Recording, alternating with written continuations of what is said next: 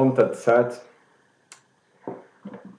Vamos dar início a uma série de estudos, série de reflexões e de abordagens sobre a teoria do yoga, envolvendo também aspectos da filosofia do yoga. Esses estudos serão dirigidos, naturalmente, para os nossos alunos, tanto os alunos do curso de formação de instrutores de yoga, do VVY, como também para alunos do Sagrada Prática do Yoga, alunos de aulas em grupo, também aulas particulares, enfim, para todos que estiverem interessados em compreender o yoga em seu aspecto mais filosófico, o que traz para o praticante uma compreensão mais ampla e até mesmo mais real, palpável, do que é o yoga. Então, dentro de nossas aulas, durante nossas práticas, sempre tem alguma questão trazida por alunos ou alguma colocação que eu mesmo levo para os alunos. Então, geralmente tem alguma abordagem, algum ponto que acaba ficando como centro de uma reflexão, como alguma abordagem que se torna interessante para podermos trazer assim para uma reflexão mais real, né, dentro da nossa realidade do que é a prática do yoga. Então, numa dessas últimas aulas que nós tivemos essa semana, um aluno trouxe uma colocação bem interessante, bastante pertinente, e que é uma colocação, ou pelo menos uma dúvida muito comum, tanto pelos praticantes do yoga, como também por aqueles que estudam a filosofia do yoga. Esta questão me chama a atenção desde o início da minha prática do yoga, desde quando comecei a buscar o yoga como meio de autoconhecimento, como um processo que pudesse trazer um desenvolvimento interior, um desenvolvimento do que nós somos, de conhecer o que nós somos, né? Isso no campo realmente individual. E é dentro desse processo, né, de se buscar compreender individualmente o que nós somos, nós nos deparamos com alguns padrões ou algumas características comuns que são colocadas por algumas filosofias ou por alguns instrutores, alguns professores de yoga, sobre o que é a personalidade ou sobre o que é a individualidade.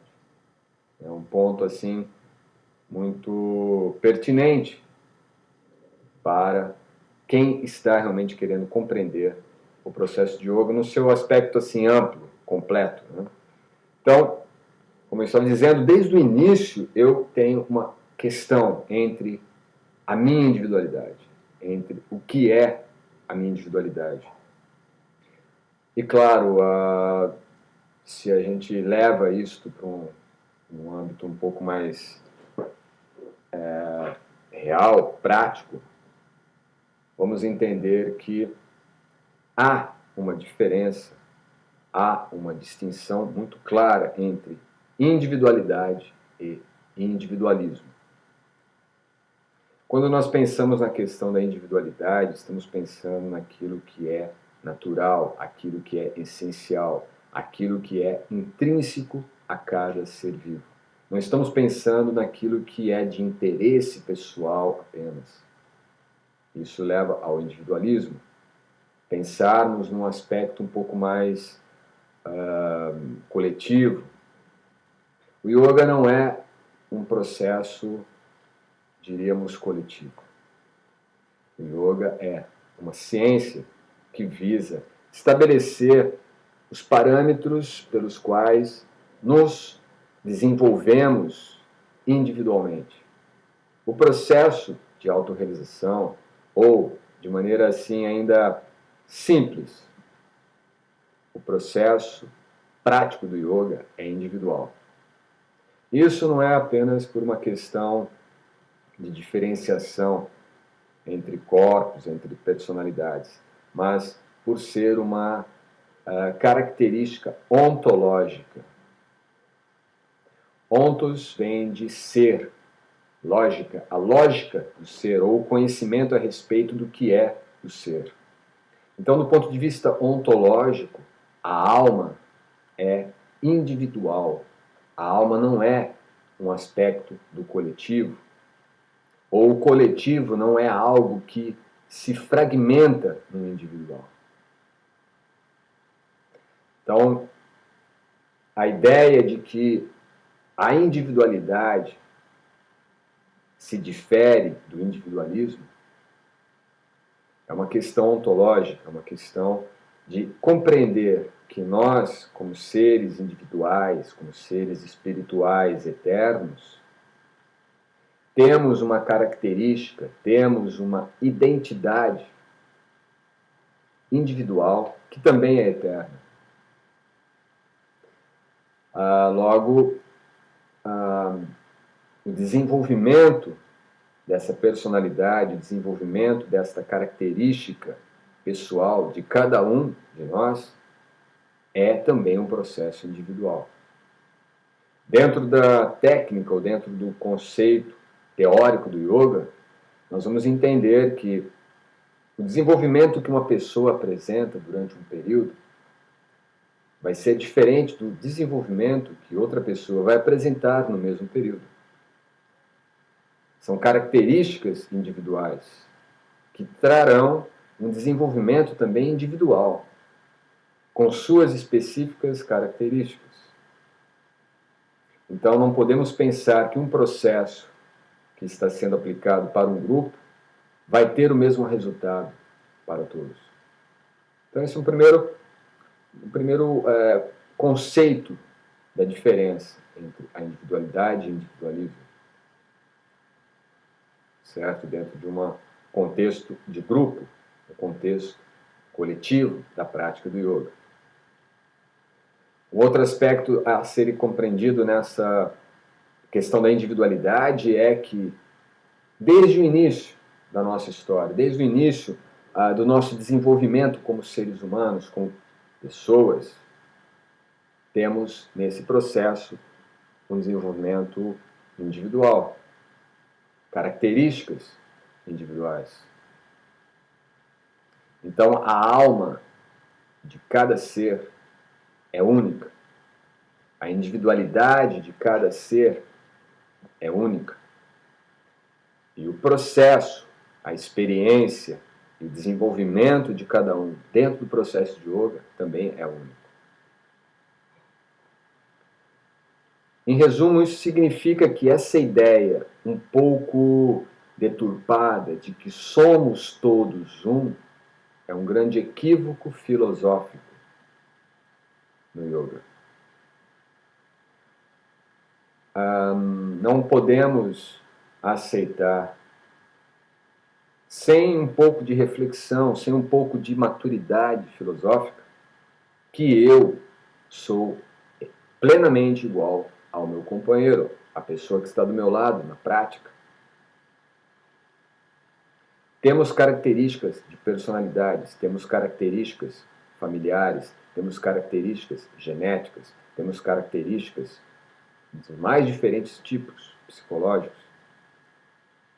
Como não vamos ter diferentes características na nossa individualidade mais profunda, dentro da nossa individualidade ontológica, espiritual, transcendente? O que há de igualdade entre todos os seres é a sua qualidade espiritual. O que dentro da filosofia do yoga é chamado de Sat Chit Ananda.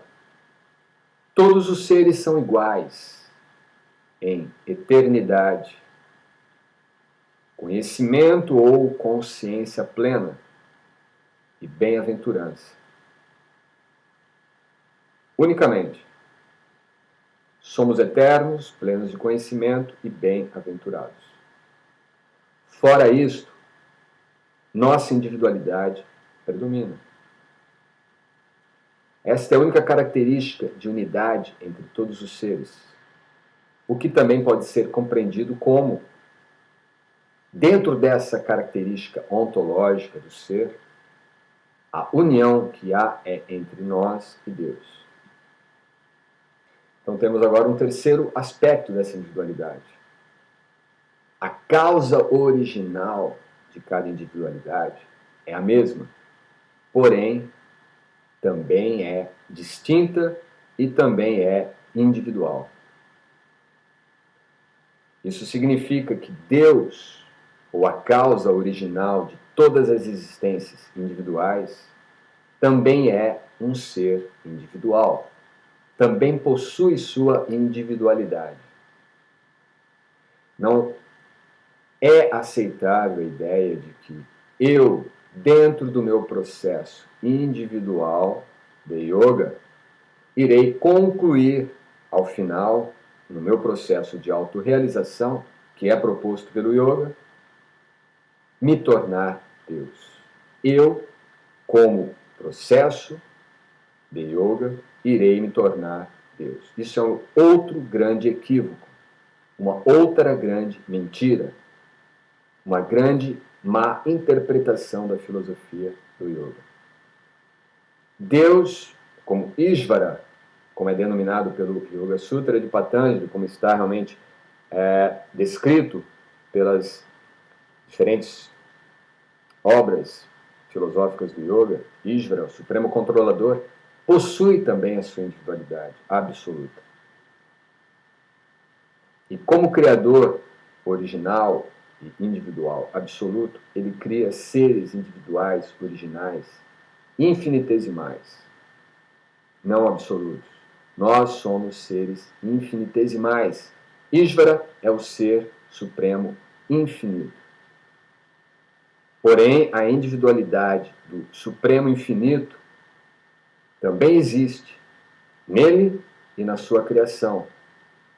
Os infinitesimamente diminutos seres individuais que somos nós, seres dotados do livre-arbítrio, dotados de um corpo material, dotados de um fluxo vital respiratório e dotados de um campo psicológico, a mente. Então, essa ideia da individualidade é uma ideia muito importante de ser compreendida e aplicada na nossa vida, além da aula de yoga. Se nós ficarmos apenas nesse conceito, nesse campo conceitual do yoga, e tentarmos apenas a prática do yoga, na sua 1 hora de prática, na sua aula de 1 hora, 2 vezes por semana ou 3 vezes por semana, não estaremos praticando yoga. Não estaremos desenvolvendo esta individualidade da nossa essência, do nosso ser, do que é o nosso eu.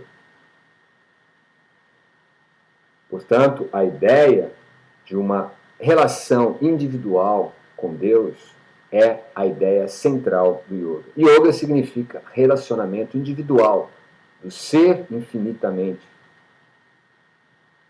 descrito como alma separada de Deus e a suprema personalidade de Deus, o supremo ser absoluto, que também é individual. Então há uma relação de duas individualidades, de duas personalidades, a alma individual e a alma suprema.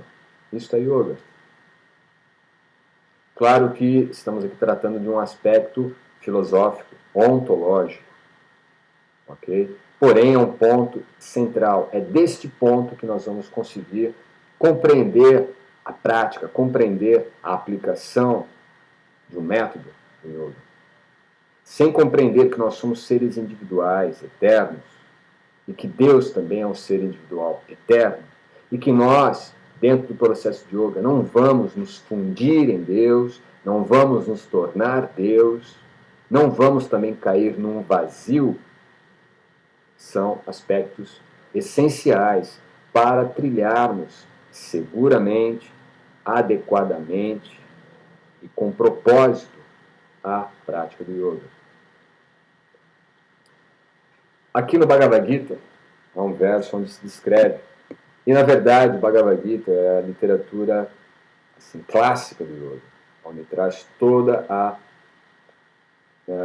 estrutura filosófica para se compreender o yoga, para se compreender o eu, para se compreender Deus. A primeira instrução que Krishna passa para Arjuna, diante da dúvida, da crise existencial que Arjuna se deparou, foi a respeito da individualidade da alma. Tamanha é a importância de se compreender que a alma é individual, Deus é individual, e a realização espiritual ou o processo de autorrealização, de autoconhecimento, culmina no estabelecimento desta relação de duas individualidades, o eu e Deus, e não a sua fusão, não o seu vazio. Certo? Então, a primeira instrução que Krishna passa para Arjuna no Bhagavad Gita é: nunca houve um tempo em que eu não existisse, nem você, nem todos os reis que estão presentes no campo de batalha. E no futuro, nenhum de nós deixará de existir em nossas individualidades. O que se constata é que a alma individual sempre existiu e sempre existirá. No processo de yoga, a visão que se tem é de desconstruir o individualismo baseado no ego, no falso ego, na falsa identificação que nós temos com um corpo no qual estamos. E disso se manifesta um desenvolvimento do coletivo, um desenvolvimento grupal.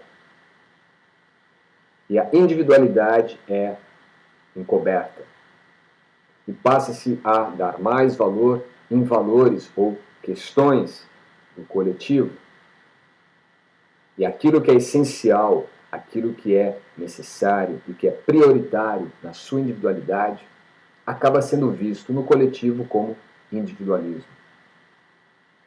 Essa, na verdade, é uma ideia do materialismo, uma ideia do racionalismo reducionista do materialismo.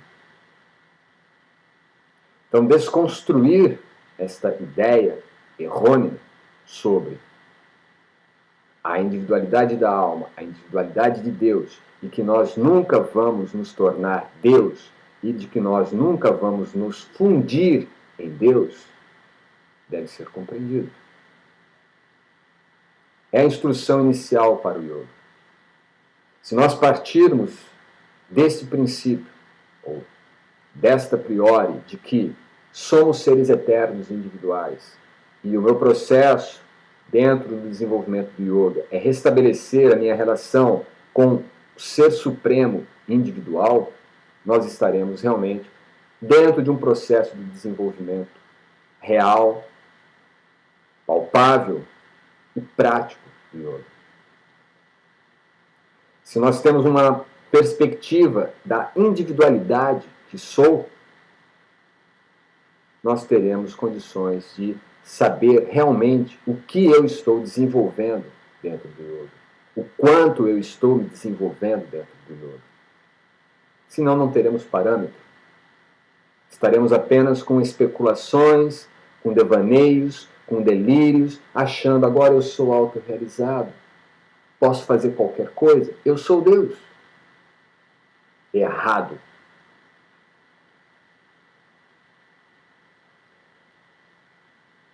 Existem características que nós vamos ainda trabalhar, características psicológicas que se definem ou que se expressam numa alma autorrealizada. E nós vamos ver isso em próximas aulas. Então hoje queríamos apenas trazer este ponto sobre a individualidade da alma, a individualidade do ser. E que a fonte desta individualidade também é um ser individual, não é uma fonte única, amorfa, não pessoal e não individualizada, mas uma fonte original que gera elementos, criações também originais dentro de suas individualidades. Bem, acredito que é um ponto bastante polêmico também, de abordagem filosófica, de uma reflexão apurada, uma reflexão um pouco mais específica sobre a nossa prática do yoga. Estaremos ainda abordando um pouco mais esse tema e esperamos contribuir para que a prática do yoga deixe de ser apenas uma prática mecânica, física, do corpo, para passar a ser uma prática mais voltada ao nosso campo psicológico, energético e espiritual. Ok?